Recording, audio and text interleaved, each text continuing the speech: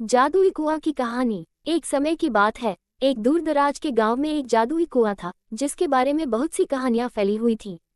कहा जाता था कि यह कुआं न केवल पानी देता था, बल्कि वह पानी पीने वाले के भविष्य को भी बदल सकता था। लेकिन ये कुआं सिर्फ उन्हीं लोगों के लिए जादुई था जो इसे सच्चे दिल से सम्मान देते थे। गांव में एक युवा लड़का था जिसका नाम था अर्जुन। वह एक मेहनती लड़का था, लेकिन उसके पास कोई संपत्ति या अमीरी नहीं थी। अर्जुन का सपना था कि वह बड़ा आदमी बने, लेकिन उसके पास साधन नहीं थे। वह अपने पिता के साथ खेतों में काम करता और कभी कभी सोचा करता कि उसकी जिंदगी में कोई बदलाव आए, ताकि वह अपने परिवार को खुशहाल जीवन दे सके।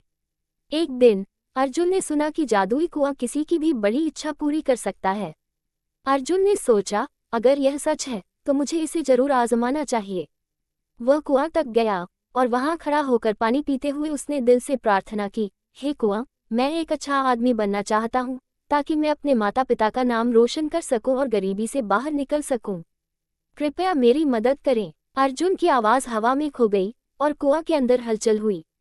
अचानक कुआं से एक पुरानी बूढ़ी आवाज आई, तुम्हारी इच्छा सच्ची है, लेकिन तुम्हें इसे पाने के लिए केवल मेरे पानी पर निर्भर नहीं रहना चाहिए। तुम्हें अपने रास्ते पर मेहनत और सही फैसले लेने होंगे। मैं तुम्हारी मदद करूंगा, लेकिन तुम अपनी यात्रा खुद तय करोगे।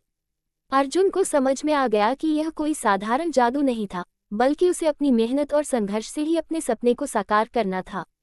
उस दिन के बाद अर्जुन ने न केवल कठिन मेहनत की, बल्कि उसने अपने फैसलों में समझदारी और धैर्य भी दिखाना शुरू किया। कई सालों बाद अर्जुन एक सफल व्यापारी बन गया। उसने अपनी मेहनत से खुद को और अपने परिवार को समृद्ध किया। अब वह उस जादुई कुएं के पास वापस आया और एक बार फिर पानी पीते हुए अपने दिल की बात की, कुआं, तुमने मुझे ये समझाया कि अगर मेहनत सच्ची हो तो कोई जादू मुझे सफलता की ओर नहीं बढ़ने से रोक सकता। गांव वाले अब अर्जुन की कहानी सुनकर प्रेरित होते थे।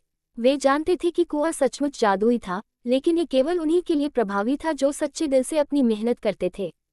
कहानी से सीख, सच्ची मेहनत और सही मार्गदर्शन से जीवन में कोई भी कठिनाई नहीं ठहर सकती।